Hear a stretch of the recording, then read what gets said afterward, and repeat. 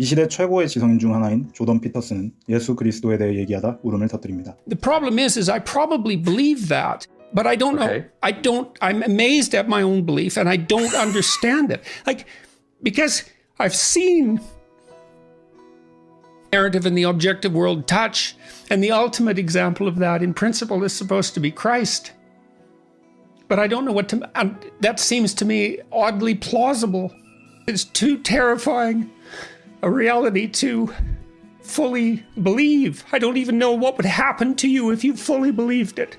조던 피터슨은 대체 왜 울었을까요? 이 영상에서 설명해드리겠습니다. 단순히 감격해서 예수님을 믿게 되어서 같은 뻔한 소리는 절대 하지 않겠습니다. 오늘 이 영상을 끝까지 보신 분의 인생은 180도 변합니다. 조던 피터슨이 눈물을 흘린 이유는 신이 자신을 찾아왔다는 걸 느꼈기 때문입니다. 그는 최고의 지성을 갖고 학생들을 가르치면서도 오랜 기간 혼돈과 허무에 시달려왔던 것 같습니다. 그의 책 인생의 12가지 법칙의 부제는 혼돈의 해독제입니다. 그가 오랫동안 인생의 혼돈과 허무를 겪었기에 해독제를 만들어내야겠다고 생각하게 되었을 것입니다. 아마 뛰어난 지성을 가진 만큼 일반인들보다 훨씬 더 많은 혼란함과 허무함을 겪었겠죠. 피터슨이 그의 책에서 했던 시도는 인류 역사상 모든 철학자와 문학인들이 했던 시도와 같았습니다. 인생의 혼돈과 허무를 어떻게 극복할 것인가? 라는 질문에 답을 내놓는 것이었죠. 그 혼돈과 허무는 죽음으로부터 나옵니다. 죽으면 다 끝나니까요. 그럼 죽음 앞에 인간은 도대체 무엇인가? 라는 질문에 모든 철학자와 문학인은 답하려고 해왔고 피터슨 교수도 그랬습니다. 하지만 그도 완전한 해답은 찾지 못했었던 것 같습니다. 그러나 시간이 지나고 신이 자신을 찾아온 순간 피터슨은 인생의 모든 혼돈과 허무에 진정한 해답을 얻게 되었습니다. 그런데 여러분, 여태까지 제가 말씀드린 것 중에 이상한 점을 혹시 못 느끼셨나요? 신이 인간을 찾아옵니다. 보통 기독교가 아닌 다른 종교는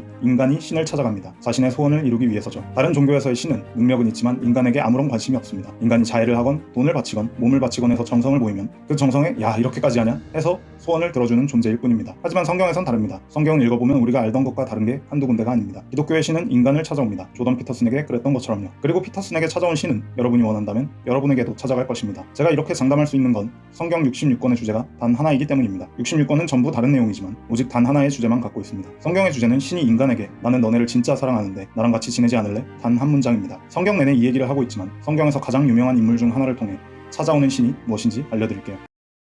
성경의 첫 권인 창세기를 보면 아브라함이라는 사람이 있습니다. 이 아브라함이라는 인물은 기독교 내에서는 믿음의 조상으로 여겨지는 사람입니다. 예수님은 빼고 모든 기독교 신자가 본받고 싶은 인물 1위, 인기 투표를 하면 과장 좀 보태서 예수님 바로 턱밑까지 쫓아오는 그런 유명한 사람입니다. 기독교인들이 아브라함이 믿음의 조상이라고 생각하는 대표적인 이유는 백세에 얻은 자기 아들을 제물로 바치라는 하나님의 명령에 의심 없이 따랐기 때문입니다. 자기 자식을 인신공양하라는 하나님은 정말 무서운 신인데 거기 아무 말 없이 따르는 아브라함도 정말 광신도적이죠. 마치 날 때부터 믿음을 갖고 있었던 믿음의 천재, 재능충, 믿음의 메시로 여겨집니다. 그래서 안 믿으시는 분은 이 이야기를 듣고 성경은 말 같지도 않은 이야기라고 생각하고 바로 덮으실 수도 있습니다. 하지만 조금만 더 들어보세요. 저게 인신공양이 아닙니다. 그걸 그렇게 이해하면 인류 역사상 최고의 베스트셀러인 성경을 다 놓치게 됩니다. 아브라함의 이름이 나오는 성경들인 창세기, 여호수아, 사도행전, 히브리서 등을 조합해보면 아브라함은 처음에 하나님을 섬기지 않았습니다. 아브라함의 조상들이 섬겼던 나르는 스파게티 같은 걸 섬기고 있었죠. 아브라함은 여느 날처럼 나르는 스파게티 신한테 기도하고 있었는데 하나님이 그를 찾아가십니다. 그리고 약속을 하십니다. 얘야, 너 이 땅을 떠나서 가나안이라는 동네로 가라. 내가 너한테 복 줄게. 너를 축복하는 사람한테는 내가 복 줄 거고 너를 저주하는 사람한테는 내가 저주할 거야. 그래서 너를 만나는 모든 사람들이 너 때문에 복을 받을 거란다. 아브라함은 무서웠습니다. 신을 처음 봤으니까요. 게다가 웬 알지도 못하는 신이 갑자기 나타나서 이사를 가랍니다. 아브라함은 당시 우르에 살고 있었습니다. 우르에 사는 아브라함 입장에서 가나안이 어디였냐면 아브라함은 서울에 사는데 중국 마카오로 이사를 가라고 하는 것과 똑같습니다. 그래서 아버지인 데라와 이 사건을 논의합니다. 데라는 나르는 스파게티를 섬기지만 그래서 기초적인 신앙심이 있는 사람이었습니다. 데라는 자기를 직접 세상에 나타낼 수 있을 정도로 강력한 신이 말한 거라면 들어야 된다고 결정하고 가족을 이끌고 가나안 땅으로 가기로 합니다. 하지만 가다가 하란이라는 동네에서 멈춥니다. 왜냐면 당신은 완전 고대시대여서 하란이 문명의 끝자락 같은 동네였거든요. 거기서 더 가면 치안이 너무 안 좋아서 가족들이 위험해집니다. 서울에서 인천까지 갔는데 중국이 치안이 너무 안 좋으니까 인천에서 차마 못 건너가는 거예요. 그렇게 오랜 시간이 흐릅니다. 하나님은 그 시간을 묵묵히 기다리십니다. 그리고 데라가 죽자 아브라함에게 다시 나타나십니다. 그리고 똑같은 약속을 하시죠. 얘야, 복 줄게. 가나안에 좀 가지 않을래? 여기서 우리가 짚어야 되는 건 아브라함은 믿음의 천재, 재능충, 믿음의 메시로 흔히 여겨지지만 처음엔 하나님에 대한 믿음이 없었다는 것입니다. 믿음은 인격이 있는 존재와 오랜 시간을 두고 꾸준히 같이 지냈을 때 생기는 것입니다. 그가 정말로 믿음을 무슨 타고난 재능처럼 갖고 있었다면 하란에서 오랜 기간을 머물러 있을 이유는 없습니다. 아브라함이 하란을 떠나 가나안에 간 뒤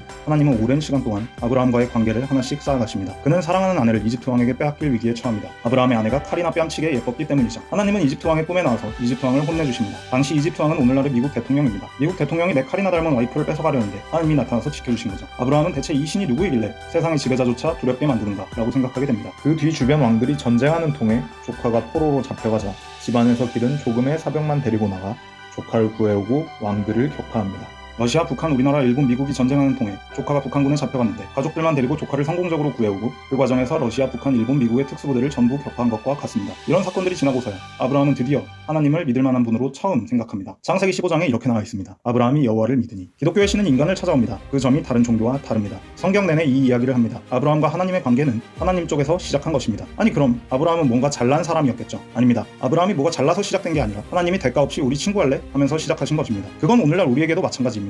조던 피터슨에게도 저에게도 여러분 중에 누구에게도 하나님은 찾아오셔서 우리 친구할래? 하십니다. 하지만 처음엔 그런 하나님을 믿을 수가 없습니다. 너무 수상하거든요. 선의를 갖고 접근하는 존재는 당연히 경계해야죠. 우리 상식상 웃으면서 접근하는 존재는 반드시 뒤통수를 칩니다. 그래서 아브라함도 경계하고 오랜 시간을 하란에 머물러 있었습니다. 하지만 하나님과 함께 사건들을 겪고 난 뒤 그는 달라졌습니다. 아브라함은 이후 100세에 얻은 자기 자식을 제물로 바치라는 많이 과격해 보이는 하나님의 명령에도 아무 의심 없이 순종할 만한 믿음을 갖게 됩니다. 히브리서에는 아브라함의 믿음을 이렇게 설명합니다. 저가 하나님이 능히 죽은 자 가운데서 다시 살리실 줄로 생각한지라. 아브라함은 하나님이 자기 아들을 제물로 받아가시더라도 당연히 다시 살려서 아무런 외상후 스트레스 같은 것도 없이 키도 5cm 키워서 돌려주실 분이라고 믿는 정도까지 하나님을 신뢰하게 됩니다. 그리고 하나님은 당연히 아브라함이 하나님께 보낸 신뢰에 답하시고 그에게서 아들을 뺏어가지 않으십니다. 그리고 아브라함의 아들에게도 많은 복을 주시죠. 이 성경의 약속은 오늘날까지도 유효합니다.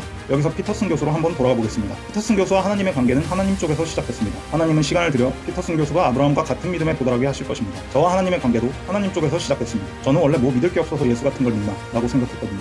이런 저도 아브라함과 같은 믿음에 도달하게 하실 것입니다. 여러분 중 원하는 분이 있다면 여러분께도 그렇게 하실 것입니다. 그래서 아브라함의 이야기는 역사 속의 이야기가 아닙니다. 오늘날까지도 모든 기독교 신자의 삶에서 일어나는 이야기입니다. 아브라함이 믿음의 조상인 건 그가 잘 믿어서가 아닙니다. 그가 믿음의 조상인 건 하나님이 모든 사람에게 똑같은 방식으로 찾아갈 거라는 걸 아브라함을 통해 처음으로 나타내셨기 때문입니다. 마치 이렇게 말씀하시는 거죠. 얘야, 창세기 좀 읽어봐라. 너 아브라함 알지? 난 아브라함에게 갔던 것처럼 너에게도 찾아갈 거야. 그리고 너랑 일방적인 약속을 할 거고 또 너한테 복 주고 예뻐해 줄 거야. 그럼 그 신이 나한테도 찾아줄까라는 생각이 드실지도 모릅니다. 당신이 원한다면 찾아오십니다. 이 영상을 끝까지 보시고 속으로 이렇게 기도해보세요. 하나님, 나한테도 찾아와 주실 수 있나요? 라고. 그 순간부터 당신의 인생은 달라질 겁니다. 저한테도 찾아오셨고 성경 내내 그 얘기를 하고 있으니까요. 못 믿으시는 분들을 위해서 성경 구절 하나만 읽어드리고 마무리하겠습니다. 로마서라는 성경에 이런 말씀이 있습니다. 나를 찾지 않는 사람들을 내가 만나주고 나를 구하지 않는 사람들에게 내가 나타났다. 복종하지 않고 거역하는 백성에게 나는 온종일 내 손을 내밀었다. 오직 기독교의 신만이 인간을 찾아옵니다. 그리고 성경을 통해 친절하고 자세하게 자신을 설명합니다. 못 알아들을까봐 66권 내내 반복해서 자신을 설명합니다. 왜요? 사랑하니까요. 이 유튜브를 하는 내내 저는 단 두 가지만 얘기할 것입니다. 나는 너네를 진짜 사랑하는데 나랑 같이 지내지 않을래? 라는 하나님의 말씀, 그리고 그분이 여러분을 어떻게 사랑하시는지. 오늘 얘기가 좋았다면 구독해주세요. 더 많은 사람에게 이 사랑을 전하고 싶습니다. 감사합니다.